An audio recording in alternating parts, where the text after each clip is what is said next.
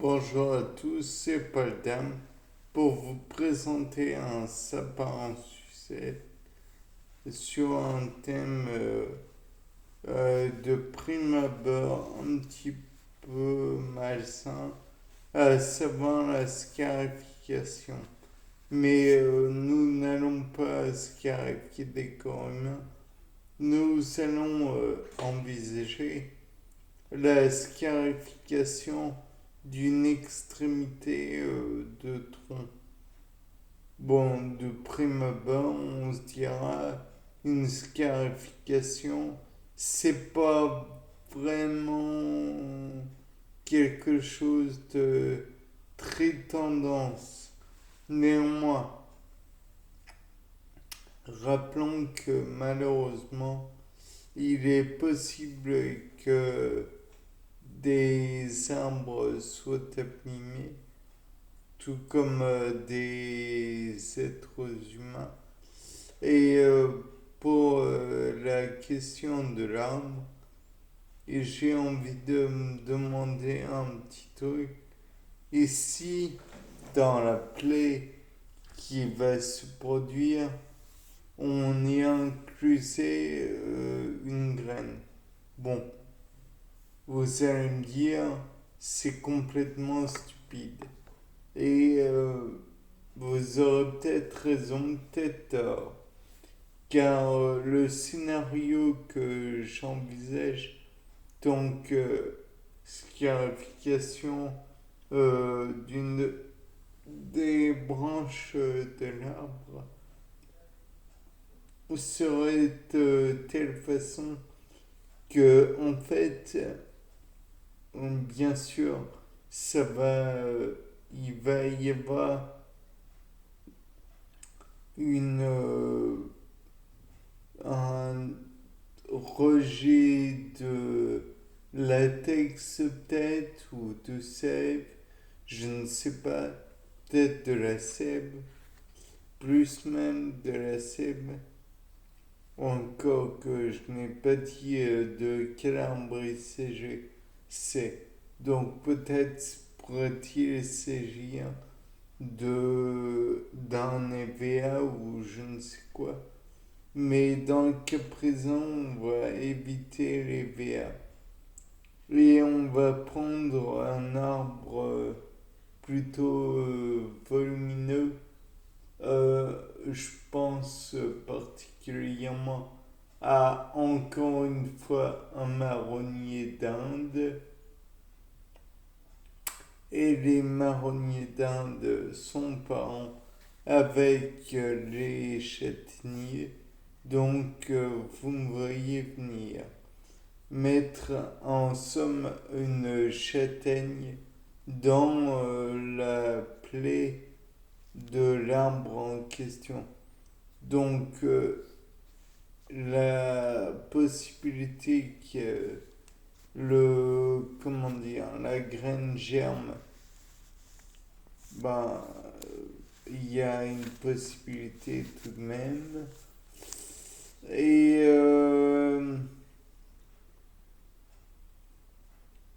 donc, comme elle aura germé, elle va s'implanter, je présume, dans l'arbre comme une véritable greffe. Et cette greffe va peut-être donner à un être vivant d'autant plus volumineux.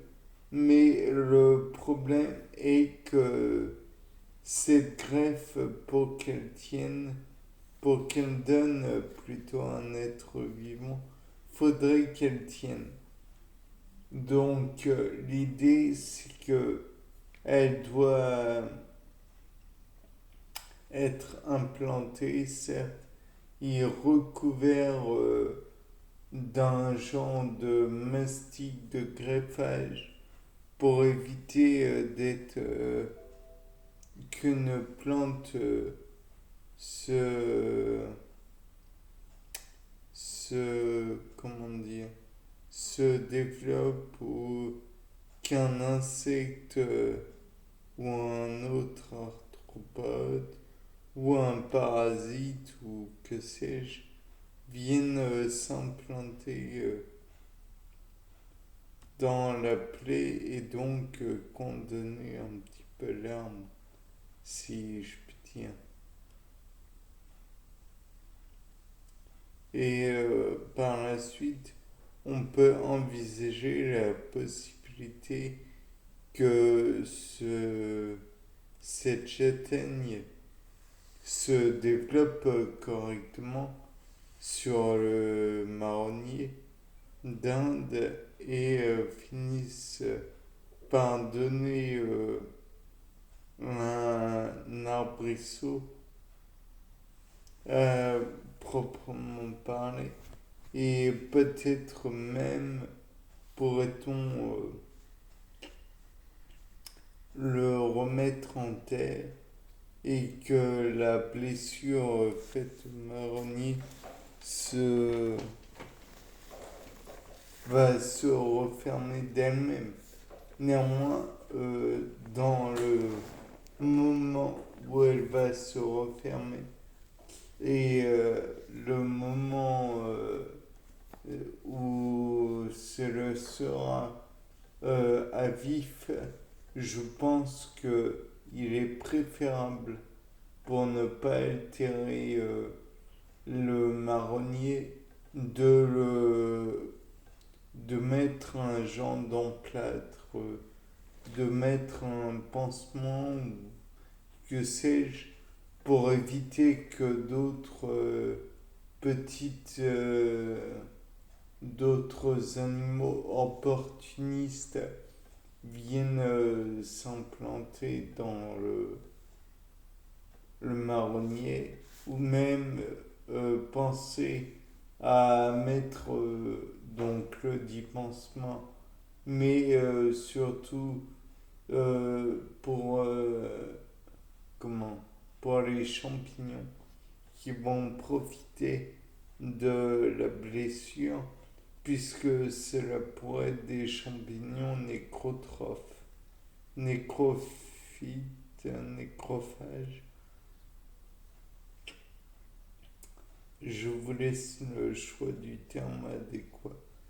Néanmoins, comme ce serait des champignons nécrophages, il est possible que ça s'implante dans tout le tronc, puisque le tronc sera forcément parcouru de vaisseaux, les vaisseaux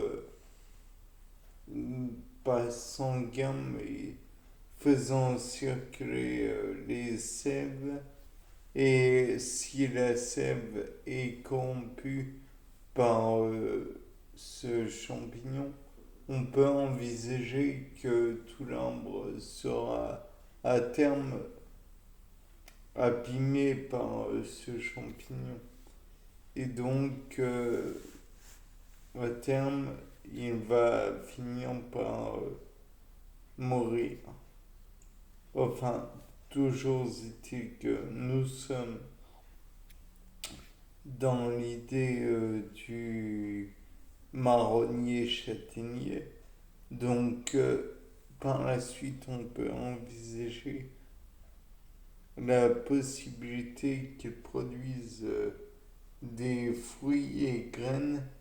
Donc, là, encore une fois, comme c'est un hybride entre les deux, dans le premier cas, donc, il va donner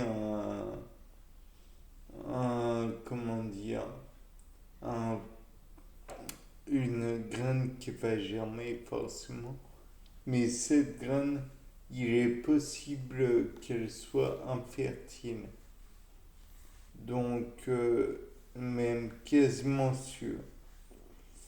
Donc, on va essayer de ne pas trop détruire ce qui est.